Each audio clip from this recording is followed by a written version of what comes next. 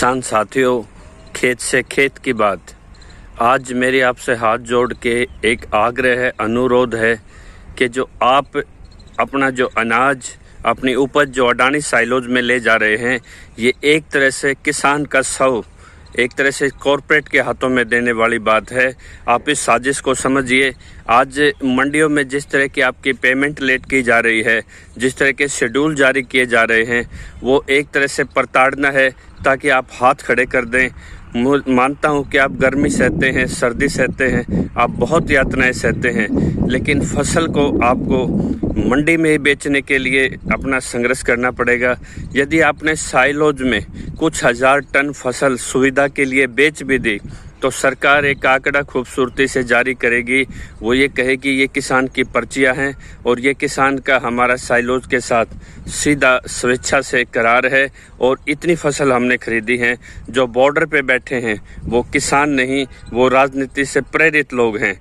तो ये जो अडानी का जो अवैध करार है, जिसको आज भाजपा जिम्मेदारी ना लेके कांग्रेस के पाले में डालती है, इसका मतलब ये कहीं ना कहीं इसमें गड़बड़ है और इस गड़बड़ में 2 लाख करोड़ की इंफ्रास्ट्रक्चर की लूट है। ये 1 करोड़ों का घोटाला है।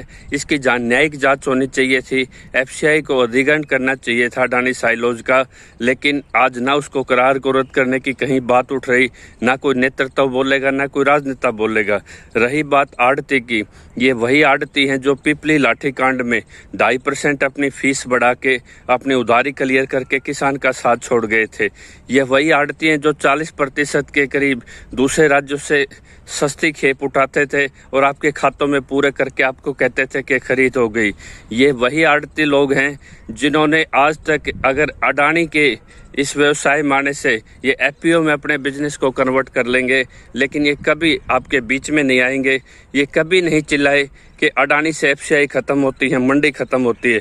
ये व्यवसाय बदल लेंगे, एफपीओ में कन्वर्ट हो जाएंगे। अगर ये मार पड़ेगी मंडी बंद होने की और ये एफसीआई खत्म होने की, तो ये किसान पे दूरगामी इसके नतीजे होंगे। तो आप जागिए। ये वो आड़ती है जिसने कभी किसी मुर्गे के पंख उखाड़ के उसके आगे कुछ दाने डाल दिए, किसी का हक छीन के अगर भीख में 10 रुपये आप उसको दे दो, वो उसके साथ न्याय नहीं है। आप छोटी मोटी मदद को एक बड़ी मदद ना समझें। ये कल ना एफपीओ बना के आपकी लूट करेंगे। इनका रजिस्ट्रेशन आप कराएं, फसल का ऑनलाइन आप करें, गेट पास आप लें। कांटा जब अडानी के साइलोज में लगना है तो ये 2.5% आपका हिस्सा इनको क्यों जाए? तो बिचौलियों की भूमिका को समझें। और ये जो अडानी साइलोज में जो आज सामान जा रहा है, ये आपके मंडियों की एक तरह से इनका कत्ल है। आपकी खेती का शव आप उठा के उनके अपने बच्चों का भविष्य वहाँ पे लेके जा रहे हैं। आज इस पे भले ही कोई बड़ा फैसला आए, लेकिन आपको खुद एक फैसला लेना पड़ेगा कि आपको अपनी फसल किसी भी कीमत पे इन प्राइवेट गोदामों में न ले जाएं, तभी आपकी खेती किसानी जिंदा रहेगी। जय किसान।